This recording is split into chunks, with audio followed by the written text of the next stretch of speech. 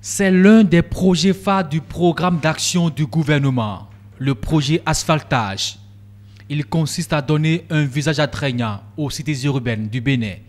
Il a démarré la réhabilitation des voies primaires, secondaires et tertiaires, des travaux de bitumage et de pavage. Il est à l'origine de l'opération de libération des espaces publics démarrée en décembre 2016. Des voiries entre moins de 15 mètres jusqu'à des voiries qui vont jusqu'à 80 mètres de largeur et accompagner ces réseaux de voiries par de l'aménagement, ce qu'on dit de façade à façade, donc avec des larges trottoirs, avec des espaces centraux, avec du mobilier urbain, avec de l'éclairage public.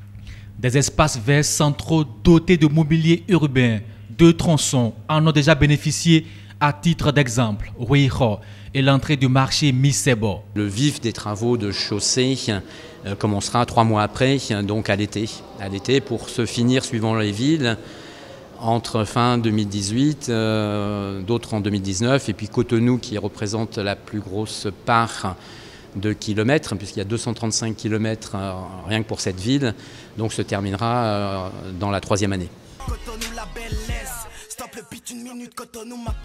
Le projet Asphaltage, c'est aussi l'assainissement pluvial, sortie Cotonou et d'autres centres urbains du cycle d'inondation. Un pan du projet confié à l'agence du cadre de vie pour le développement du territoire. C'est une surface de près de 50 km² sur les 70 que compte Cotonou qui sera ainsi drainé. Et donc ça va impacter la vie, le cadre de vie de près de 500 000 habitants à Cotonou. D'un coût global de 224 milliards de francs CFA, il est aujourd'hui à la phase des dossiers d'appel d'offres. Qui dit appel d'offres dit on recrute les entreprises pour réaliser. Donc il est prévu un démarrage au plus tard au 2e trimestre 2018 ou premier trimestre 2018, donc ça veut dire mars ou avril. De toutes les façons, le projet assainissement pluvial de Cotonou est très important pour le projet asphaltage. Donc on a besoin forcément de le démarrer dans tous les cas aussi rapidement si on veut faire le projet asphaltage et si on veut réaliser le projet de modernisation de la gestion des déchets dans la ville de Cotonou, dans le Grand Nokoué.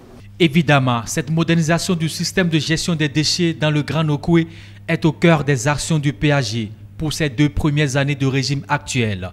Une priorité du gouvernement pour garantir à tous un environnement sain. Il y a la collecte des déchets, il y a le tri et la valorisation de ces déchets. Et ce qui ressort de ce tri qui ne peut pas être valorisé, on va l'enfouir. Mais on a une composante supplémentaire, c'est qu'on prévoit, si c'est possible, que cette partie de résidus soit valorisée, par exemple dans le cadre des dispositifs de méthanisation ou autres. Donc globalement, on couvre toute la chaîne, c'est-à-dire qu'on prend les déchets au pas des portes des maisons et on les met dans des endroits sécurisés.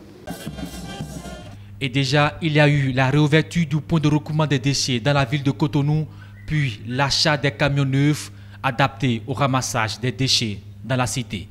C'est le lieu d'exprimer au nom de tous les maires du Grand Nokoué et de toutes les populations représentées du Bénin, notre gratitude et toute notre reconnaissance au gouvernement de son Excellence, Monsieur Patrice Talon, chef de l'État et chef du gouvernement, et à la Banque mondiale pour tous les efforts et sacrifices.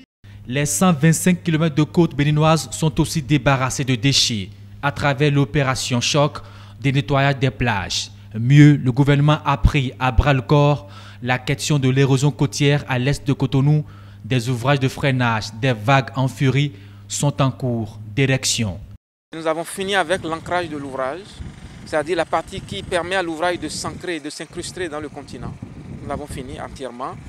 Nous avons installé un certain nombre de structures, les pierres de fondation, les pierres d'assises, les pierres de noyau jusqu'au point métrique 160, c'est-à-dire le linéaire total de l'ouvrage qui fait près de 220 mètres.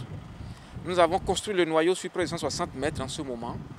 Le noyau, comme c'est fait avec des pierres plus ou moins fragiles, il faut le protéger au fur et à mesure que nous avançons. Nous avons prévu également un revêtement à l'est de l'épi numéro 7 qui est le dernier ouvrage du système, c'est-à-dire l'épi de fermeture, où on observe donc depuis 2013, où l'épi a été construit, une érosion accrue sur ce segment. Un engagement fort du gouvernement dans le domaine de l'assainissement du cadre de vie des villes propres pour régler définitivement les questions de santé primaire des populations, gage d'un développement harmonieux et durable pour le Bénin.